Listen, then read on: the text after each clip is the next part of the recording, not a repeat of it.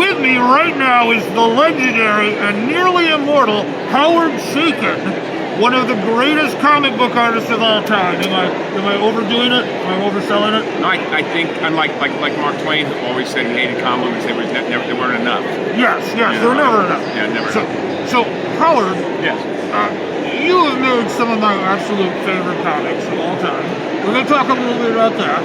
Okay. But first, for the very few viewers who don't know who you are and haven't yet experienced 98% of your demographic. Go on. Thank you very much. Yes. When did you first start professionally drawing comics? 1971. 1971. What was your first project? Oh, it was just some piece of shit work for some horror comic book at DC Comics. Mystery comics. They couldn't use words horror or terror. They said mystery. Mystery. How's or the mystery? Suspense. Yes. Or secrets. Yes. Yeah, they were terrible. They did a terrible job. But you survived. I did. Gumption to keep going. I had hunger and blind rage. Yeah. Excellent. Those are good things for a comic book. That's all I had. Well, I certainly had no talent. Well, I had skill sets. And that got you through. It did. And then you discovered you actually have talent. Yeah. No. Talent is wildly overrated. The skills that matter. Yes. Yeah. You have to do it. You have to work the muscles. Exactly. You have to work the muscles. Exactly. Yes. So, American Flag. Yes. How did that come about? It was basically my blind rage in the Reagan administration, combined with my obsession with Giorgio Armani and women's underwear. Okay. All right. And those three things formed everything I was in the early 80s. So then Times Square came along. That was about my experience as a little boy being carted around Broadway in the holidays by my maiden aunt, my equivalent of Auntie Mame, who was a child's eye view of what Broadway in Manhattan looked like in the early 1950s. Okay. And I really wanted to transliterate that into a kind of a sword and sorcery environment. So you can imagine the combination of Sweet Smell of Success and Fritz Leiber's Fafhrd and Grey Mouser stories. Yes. That's really what. Yes. Oh, I love those stories. Me too. Yeah. Were there any? I'd love to have seen a musical of Fafhrd and the Grey Mouser with songs and lyrics by Frank Lesser. That's brilliant. You know? That's brilliant. Why has that never happened? He's dead. Well, we get in a time machine. We'll go back. You have too much faith in science. Look at me. I get my it. head glows in the dark. I mean, lucky girl. Well, okay. You gotta have some skills.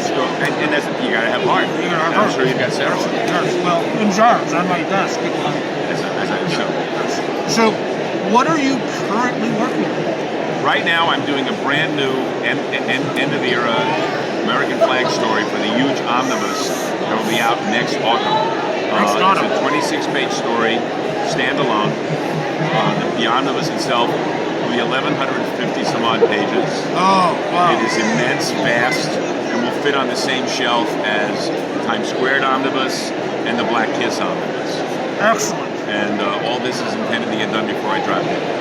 Well, that better not be soon, because your lips to God's ear, babe. I'm there. We need you around for a little while. I couldn't agree more. Absolutely.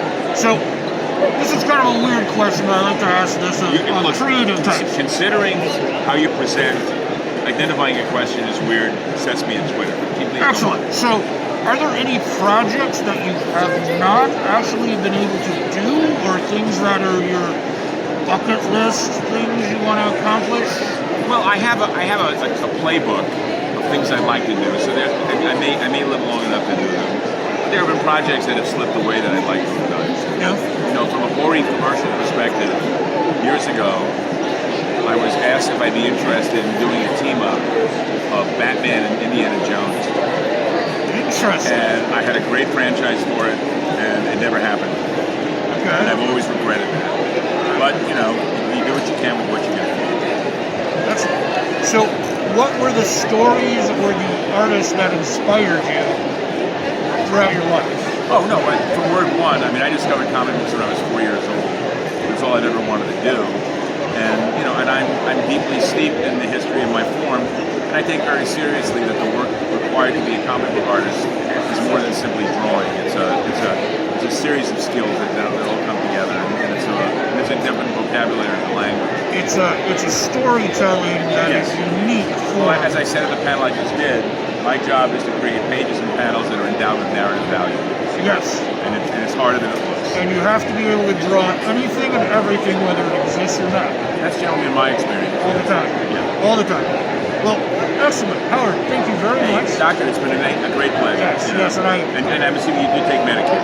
Yes, yes we do. And if you can't afford it, then we'll talk about cybernetic parts.